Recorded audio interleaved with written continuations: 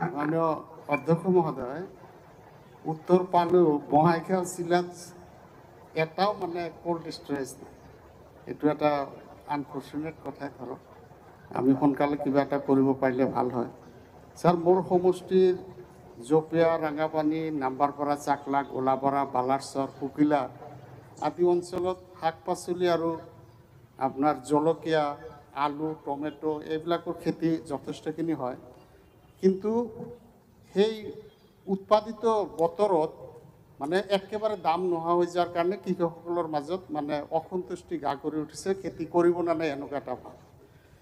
গতিকে sir, cold storage যিহেতু আমাৰ জিলাখনতে নাই, মোৰ সমষ্টিৰ মাজত যিকেইখন জিপিৰ মানে এনেকুৱা শাক পাচলি উৎপাদন হয়, সিহঁতে কৃষকসকলে কিছুদিন ৰাখিলেই মানে জমা ৰাখিব পাৰিলে 1-2 মাহ পিছত বহুত উচিত মূল্য পাবলৈ সামৰ্থ্য হ'ব।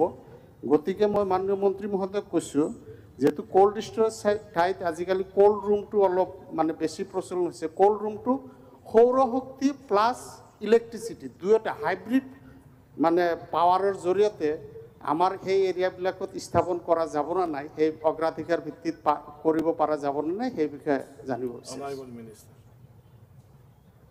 মাননীয় অধ্যক্ষ মহোদয়, সন্মানীয় সদস্য আব্দুল বাতিন খণ্ডকাৰ ডাঙৰীয়াক ধন্যবাদ জনাইছোঁ তেখেতৰ প্ৰশ্নৰ বাবে। হয়, তেখেতৰ সমষ্টিত যথেষ্ট সংখ্যক খেতিয়ক আছে, ভাল খেতিয়ক। এনেই আমাৰ ৰাজ্যখনত 52টামান কোল্ড ষ্ট'ৰেজ আছে, কিন্তু প্ৰাইভেট ছেক্টৰতেই কোল্ড ষ্ট'ৰেজৰ সংখ্যা বেছি। গভমেণ্ট ছেক্টৰত মাত্ৰ 10টা আছে। কাষৰীয়া জিলা বৰপেটাত আছে, কিন্তু বঙাইগাঁও জিলাত নাই। কিন্তু আমাৰ এটা আঁচনি আছে, উদ্যান শস্য আৰু খাদ্য সঞ্চালকালয়ৰ, সেইটো হৈছে HMNEH, উত্তৰ পূব আৰু হিমালয়ৰ পাদদেশৰ ৰাজ্যসমূহৰ বাবে এইখন এখন আঁচনি। আৰু এই আঁচনিত সৰ্বাধিক 5,000 মেট্ৰিক টন ক্ষমতাসম্পন্ন শীতল ভঁৰাল স্থাপনৰ ব্যৱস্থা আছে। 50% ৰাজসাহাৰ্যযুক্ত। এই বছৰো এই আঁচনি আমি ৰূপায়িত কৰিব পাৰিম। গতিকে সন্মানীয় সদস্যগৰাকীয়ে তেনে কোনো বিশেষ ব্যক্তি বা ক্লাষ্টাৰ ভিত্তিটো যদি কোনোবা কৰিবলৈ FPC বা তেনেধৰণে আগবাঢ়ি আহে, তেতিয়াহ'লে আমি নিশ্চিতভাৱে সহায় কৰিব পাৰিম। ইয়াত বিদ্যুতৰ বাবে ডাঙৰ যিবিলাক আমাৰ ৰাজ্যখনত কোল্ড ষ্ট'ৰেজ আছে, সেইবিলাক ছাষ্টেইন কৰোৱাটো এতিয়ালৈকে সম্ভৱ হৈ উঠা নাই। আমাৰ চৰকাৰৰো কেইটামান দল গাঁৱত আছে, 6 গাঁৱত আছে, সেইকেইটাও আমি ভালকৈ চলাব পৰা নাই। তথাপি আমি চেষ্টা কৰিছোঁ কি ধৰণেৰে সেইখিনি আমি ভালকৈ চলাই আমি খেতিয়কক আমি সকাহ দিব পাৰোঁ। আৰু মই সন্মানীয় সদস্যগৰাকীক মই ধন্যবাদ জনাইছোঁ, আৰু তেখেতে যদি আগবাঢ়ি আহে এই ক্ষেত্ৰত মই নিশ্চয় সহায় কৰিম। Thank you. সোলাৰ আৰু ইলেক্ট্ৰিচিটি দুয়োটা যদি হাইব্ৰিড পাৱাৰ কৰিব পৰা যায় তেনেহ'লে ছাকচেছ হ'ব কিজানি ছাৰ। হয়, সন্মানীয় সদস্যগৰাকীয়ে এটা ভাল পৰামৰ্শ দিছে। কাৰণ ছ'লাৰ হ'লে আৰু কোল্ড ৰুম হ'লে, সৰু সৰু কোল্ড ৰুম হ'লে ইয়াত সেইটো হয়তো ভালকৈ চলিব। গতিকে তেনেধৰণৰ পৰিকল্পনাও চৰকাৰৰ আছে। ছাৰ, মোৰ দ্বিতীয় প্ৰশ্নটো ছাৰ, শ্বৰ্ট প্ৰশ্ন।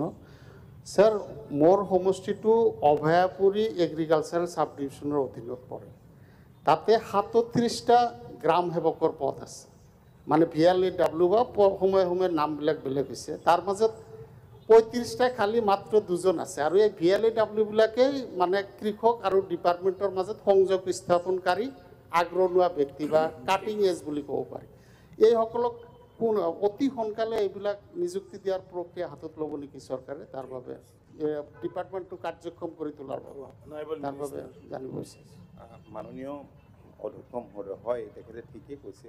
এতিয়া সেই পোষ্টবিলাকক আমি গ্ৰাম সেৱক বুলি নকওঁ, কোৱা নাযায়, এগ্ৰিকালচাৰ এক্সটেনশ্যন এছিষ্টেণ্ট। আৰু ফিল্ডত সেইসকলেই বেছিকৈ কাম কৰিব লাগে বা তেখেতসকলৰ দায়িত্ব থাকে। এতিয়া কথা হ'ল, অন্যান্য বিভাগৰ যিবিলাক পোষ্ট খালী আছিল, সেই পোষ্টবিলাক পূৰণ কৰাৰ কাৰণে APSCৰ জৰিয়তে আমি ব্যৱস্থা লৈছিলোঁ হ'ল। কিন্তু এটা লিটিগেশ্যন থকাৰ কাৰণে এইখিনি আমি ইচ্ছা কৰিলোঁ, সেই সময়ত আমি কৰিব নোৱাৰিলোঁ। কিন্তু এতিয়া নতুনকৈ যি নিযুক্তিৰ ব্যৱস্থা কৰিছে চৰকাৰে মে' মাহত, তাতেই আমি সেইসকলক নিযুক্তি দিয়াৰ পৰিকল্পনা কৰিছোঁ। আৰু মই ভাবোঁ যে সেইখিনি হৈ গ'লে আমাৰ মেন পাৱাৰ অসুবিধা নহ'ব আৰু কৃষকসকলো উপকৃত হ'ব।